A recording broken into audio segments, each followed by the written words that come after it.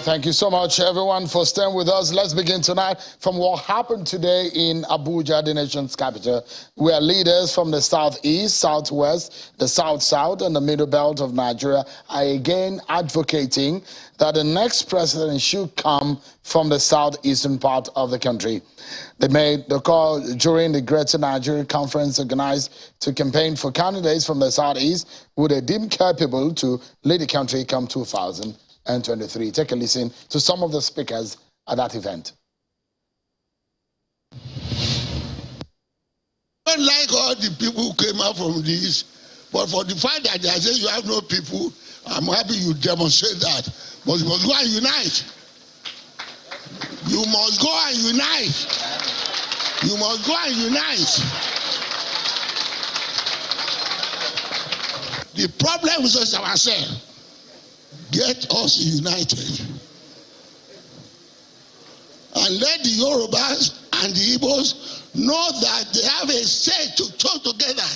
The moment they are continuing rivalry among themselves, they will be forever subjugated by the Fulani. Of Nigeria was, a seed sown for a very long time.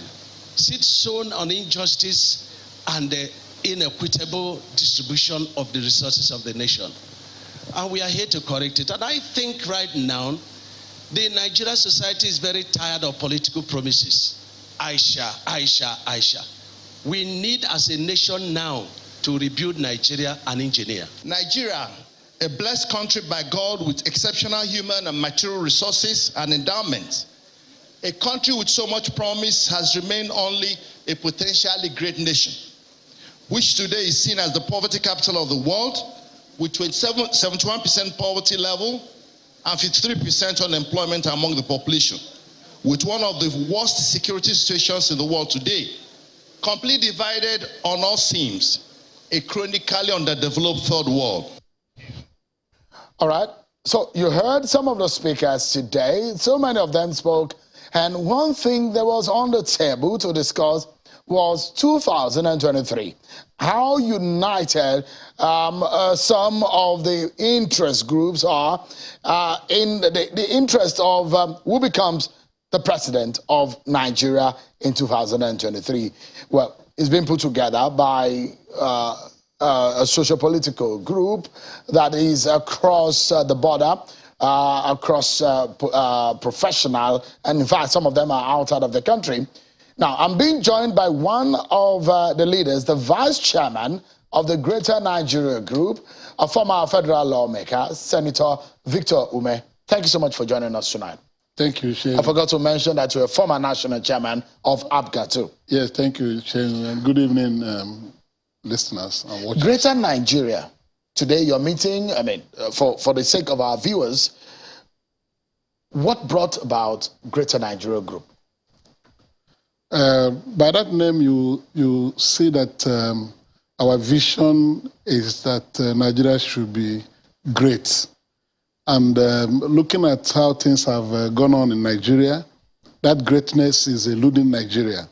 We have crisis everywhere, crisis of confidence, crisis of trust in the polity, and so on and so forth. The Nzukọ Ụmụnna, which is a global think tank of professionals and intellectuals from the Southeast origin, decided to put up this conference, which we call the Greater Nigeria Conference. How long has the Greater Nigeria Group existed? Well, for the purpose of this event, about 5 months now. Okay. And our central objective is to show that the Southeast Nigeria has an array of competent people who can be president in Nigeria. So that's the agenda. Yes, the agenda showcase that our the Igbo nation is united. Yes, can provide leadership to this country. Okay. That has been eluding the nation.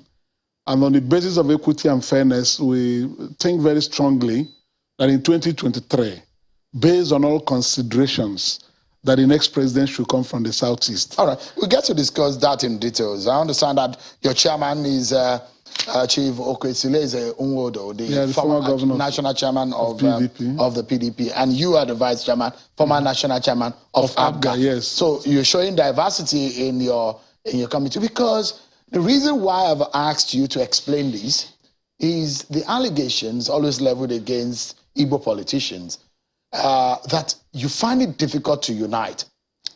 Is this one of the objectives, to show that you can unite? Well, unity of interest is paramount in this conference.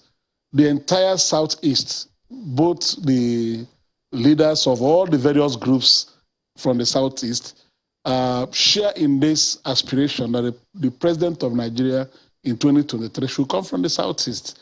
So we are united by that aspiration, that somebody from the Southeast should be given the opportunity to lead Nigeria from 2023.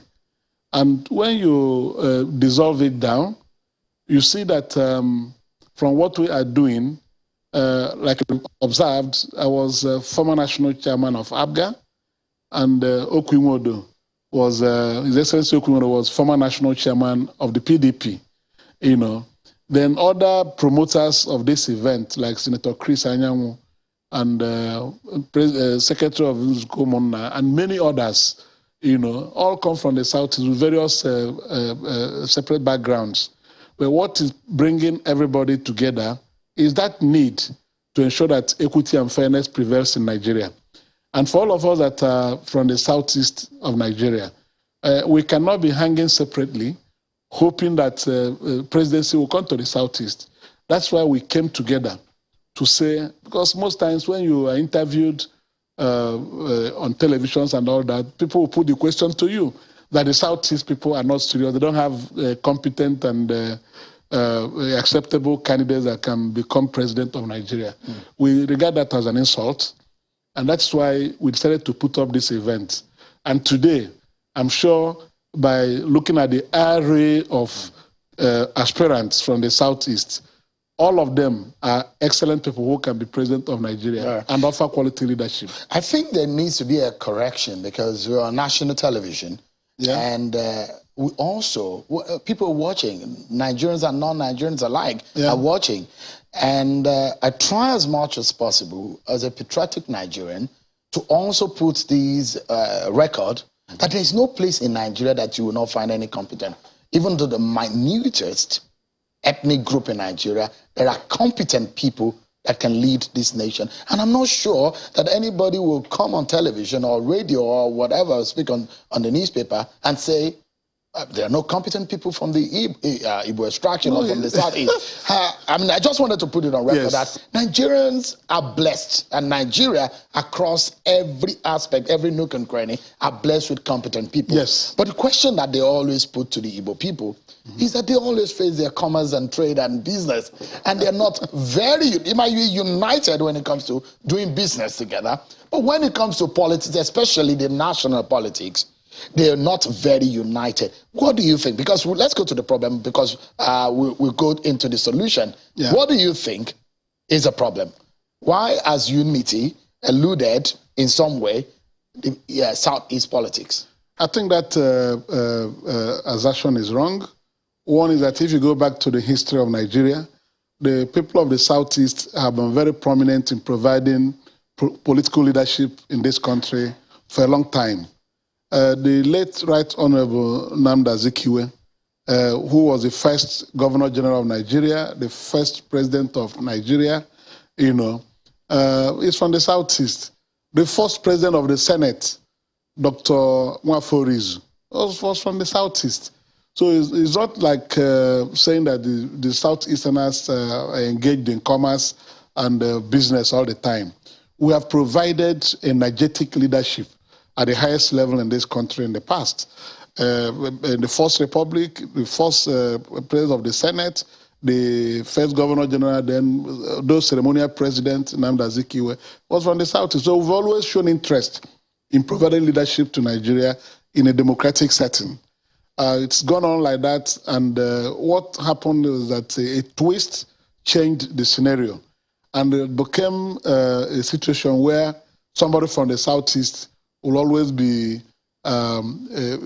wished away when it comes to providing leadership at the highest level, which we regard as a conspiracy that was greatly unfounded. Where did that start from? Well, the accident of the Civil War, everybody knows about it. After the Civil War, conscious efforts were made to deny the Southeastern people from aspiring to the highest leadership in Nigeria. If you were at the conference today, you will see it clearly from the guest speaker's presentation, Dr. Bitrus Pogu. He pointed out clearly that in 1979, 9 years after the war, Shagari became president with Dr. Alex Ekwueme pairing him as vice president. And in 1983, there was a coup that toppled Shagari. By his own judgment, he felt that that coup was principally to stop Alex Ekwueme from succeeding Shagari in 1987. You know, so they distorted Dr. Pogu's argument. Yes, that's what he said in his paper. And people cheered it because that looked like the reason. You know, from there, one military intervention or the other led on until 1999, when democracy returned. All right. Alex Ekwueme aspired to be president. He was the founding chairman of the PDP. He led the G34 and other associations to form the PDP. He was being said to be the next president of Nigeria. So, and suddenly, something happened. You want to correct what you see as a misnomer, or what you see as being sidetracked for the last few years. Now, the question that I would like to ask you, Chief Umeh, is when you say fairness and equity, what do you mean? What we mean is that Nigeria, for it to make progress and be a truly united country, every part of Nigeria will be included in the affairs of the nation, including leadership at the highest level.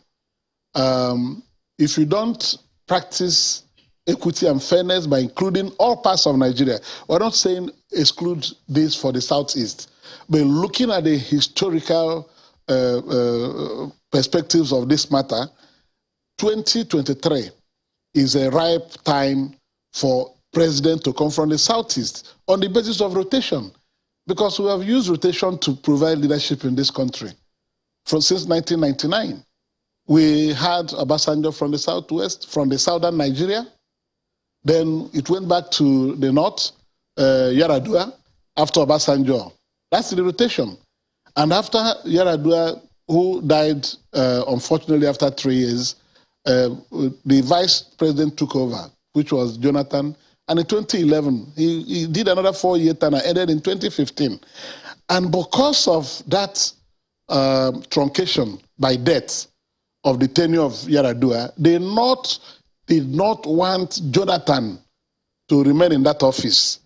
So the clamor for return of presidency to the north led to Buhari's emergence in 2015. I mean, that may be unfounded. How will it be unfounded? When you say that the north does not want or did not want... No, it was an open agitation across Nigeria. But if you were here, Jonathan was fought to the hilt. And by 2015, it had become palpable. It wasn't possible for him to continue in office, to the extent that people who were in PDP had to sabotage Jonathan in the presidential election. They were there and they worked for Buhari, who became president. That's your argument. These things are real. No. I was national chairman of ABGA. Yeah, of ABGA, but you were not in the PDP at the time. Even people working with Jonathan in his kitchen cabinet were working for Buhari's presidency in 2015. That was what happened. Let's tell ourselves the truth. So, because the region like Northeast, for example, North Central, for example, we also claim the same issue of fairness and equity that you have just spoken about. So, how can they claim so? I mean, if you say that in terms of rotation since 1999, if the Southeast deserve to have its own turn, the Northeast will tell you that they've never had their turn. The North Central will say they've never had their turn too. Well, not limited to 1999. I was just giving a breakdown for you. leadership in Nigeria started from 1960. And in 1960, when the British people left, we got independence. The first prime minister we had was Tafawa Balewa, who was from the Northeast. He was head of government for 6 years. For 6 years, he was prime minister of Nigeria. Then if you come back after the war, starting from 1967, when Gowon became head of state, Gowon was head of state till 1975. He's from North Central, you're talking about. From there, you move on. Are you talking about democratic leadership? You're talking about leadership is leadership. Military leadership. If you are running the... As far as the Southeast is concerned, it doesn't matter what you're wearing. Either you're wearing babariga or you're wearing khaki. It doesn't. Leadership is leadership. Military leadership is more powerful than the civilian leadership. Because during military dispensation, you didn't have any legislature. There were no checks and balances. They ruled with decrees. They did everything. And remember, it was these military heads of states that divided Nigeria into 36 states that we have today. So they held the realms of office for a long time. Babangida was a president. Have you forgotten? He was military president. He wasn't military head of state. He was military president. That was what he was called. So if you add all those people from the North Central who had been military presidents, including Salami Abubakar, you agree with me that North Central has had a fair dose of leadership at the highest level. So they should be eliminated, in this agitation. So now the question is, in politics, you don't stampede people. Yeah. You have to reason with them and also speak to their sensibilities and also appeal to them. Are you doing that within the Greater Nigeria group or as a region? Are you doing that? That's exactly what we are doing. And this conference was carefully planned. The resource people that came were very prominent Nigerian leaders. Edwin Clark and Payo Adebanjo, leader of Afenifere, and then Edwin Clark, who is the leader of PANDEF, were all special guests of honor. You needed to listen to their speeches and their addresses. Bitrus Pogu is the president of the Middle Belt Forum. If these three groups can come to Abuja today and agree and submit that it is only fair and just that the president should come from the South in 2023, we've made our point. They were the people who were making the case with their own submissions, recalling historical perspectives to emphasize that for Nigeria to be truly united country, we need to allow the Southeast produce the president.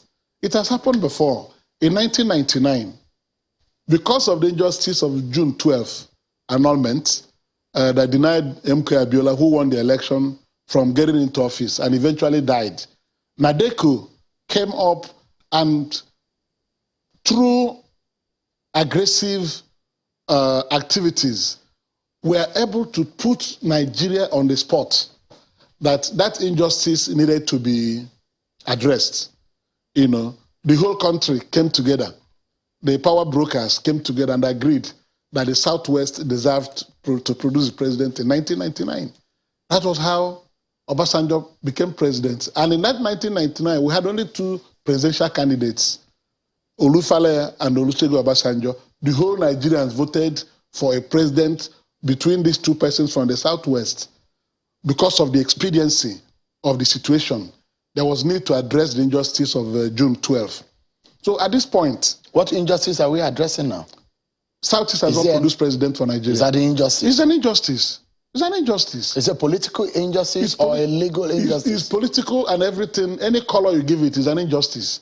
If you look at the way we have shared power over the years, you will see that in the south of Nigeria, the Southwest has produced president through Obasanjo, democratically 8 years. Now they have the vice president serving out for 8 years with Buhari. Then the South has produced president through Jonathan, who has been there for nearly 6 years as president. Nobody from the Southeast has been president. So if it's the turn of the South to produce president now. All right. Will somebody from the Southwest do? Let me make... These things have been argued in the papers presented today. Yeah. Let me make... I was going to make reference to what he said. Yes. He gave a warning, and that was a portion where I was telling the producer to bring out when we were going to start this program. The point where he was warning. He was asking for unity amongst the Igbo nation. Have you yielded to that warning? And some of the advice that he gave, part of which were not aired tonight, on what he thinks will be the obstacle in your way as a region from achieving your agenda. No obstacle. If you had tracked up all that Payot Adoben just said in his speech, you will see that the one you chose is the low point in his presentation. He said that it is the turn of the Southeast to produce president for Nigeria. And he asked his own brothers, people from the Southwest, not to contest. That the justice of the matter is that the Southeast should be allowed to produce the president. That is the high point. Where you don't see as a high point, that we see as a high point, is asking that you should unite. Yes, unity is good, but what he's trying to say is that the Southeast people should come together and then work for each other. He didn't say we must present only one aspirant. No, unity may not mean that you should have a unanimous or one candidate. Yes, it means then that you need to work together. We have. So the question is, how are you doing that? We have one common agenda, that the president in 2023 should come from the Southeast. That is already unity of purpose. It doesn't matter how many people are contesting. And by the time the parties choose their presidential candidates, you see that any presidential candidate that comes from the Southeast will receive the maximum support of the people of Southeast. That is that unity he was talking about. And it's very difficult in politics for somebody to tell you that we are stepping down for one person. If what you want to allude to is that we should be able to present one candidate. No zone has ever done that in Nigeria. I'm not sure that is actually possible, because there are 18 political parties officially today. How then do you want to have a unity candidate? So it's not possible. So, no, but what he's saying is that you put your eyes on the ball, unity of purpose. And that's what we are doing. So how are you going to achieve that? We have today paraded the presidential aspirants. Senator Pius Anyin was there. Mr. Peter Obi was there. Dr. Sabo Wabonwa was there. Governor Dave Umahi was there. All of them, you could see. Rocha Sokorocha was there. So things that you never imagined would be possible happened today. They all sat in a row. Dr. Nwachukwu Anakwenze, Dr. Mrs. Caroline Mosu, who is also seeking to contest, was there. So that's unity of purpose. Let me ask you this Dr. Chris Ngige was there. Yeah. All of them were on the table. We weren't talking about party today. We're talking about president from the Southeast. Let me ask you this. Does the Igbo nation, is the Igbo nation limited to the 5 states of the Southeast? No, we are talking about zonal sharing of power. We have Northeast, Northwest, North Central. We have Southwest, Southeast, and South-South. So we are talking about power sharing on the basis of zonal rotation. When we went to the national conference, we agreed in 2014 that power should rotate between the North and the South in the first instance, and then across the geopolitical zones. In other words, if a president comes from North Central at this time, after 8 years, power will rotate to the southern Nigeria. And if Southwest gets the slot and produce a president for 8 years, it will return to the North. Right. So the question Northwest will not take. Now, so the question I was going to ask, I was driving at, is that, are you limiting it to Igbo-speaking people of Nigeria? We're just to the 5 states of the Southeast? We are talking about Southeast. Because I know you have brothers and sisters we have, in River State, you have in Delta State. They will share in their zone. When it gets to the turn of their zone, so you are not considering them. They are not in this equation. No, we're not talking about Igbo presidency. We're talking about Southeast president. So president from Southeast Zone is different. So because the Ikwere people from River State, yes, and Anyoma people from Delta State, yes, I mean they will say if it gets to the turn of South in rotation, they can contest. So they are cancelled in if this you go equation. to South, it's not only the Igbos that are there. You have the Jaws, you have the Efik, you have the Bibio, you have all manners of in the Anyoma area. You have the Igbo people, you have the Ikwere people in South. So South is not a homogeneous zone. There are various ethnic nationalities in the South. So when it is turn of that zone, all the ethnic nationalities in that zone can aspire to contest because it's the turn of that zone. So for us in the Southeast, yes, it's a homogeneous zone. So your agitation is not for Igbo speaking president. It's for Southeast because the equity and fairness we're talking about is on the basis of zonal rotation. All right. Zonal rotation. So what about your brothers and sisters who are laying claim and saying, we are Igbos? I mean, and they're from Delta, they're from River State.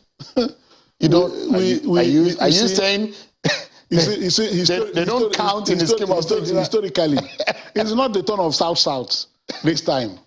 And anybody who is from the South should be excluded from this arrangement. But I saw some of them there. And that's they can be there. All right. Some of them came to support us. All right.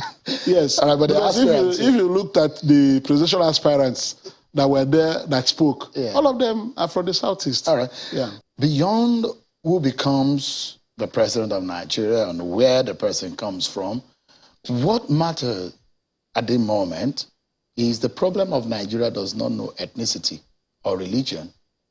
The problem is seeking solution. Yeah. Did you discuss the solutions of the problems? Of course. Did you identify what the problems are? Of course, today, the presidential aspirants were given 3 minutes to speak on their programs, what they intend to do. What we tried to do today was to showcase the competent presidential aspirants and hopefuls from the Southeast. If you listen to them, you'll see that they have various ideas that are germane towards solving the problems in Nigeria. If you listen to someone like Mr. P2B, he said he's going to pull it out from being a consumption economy to a production economy. Now that is the way to go.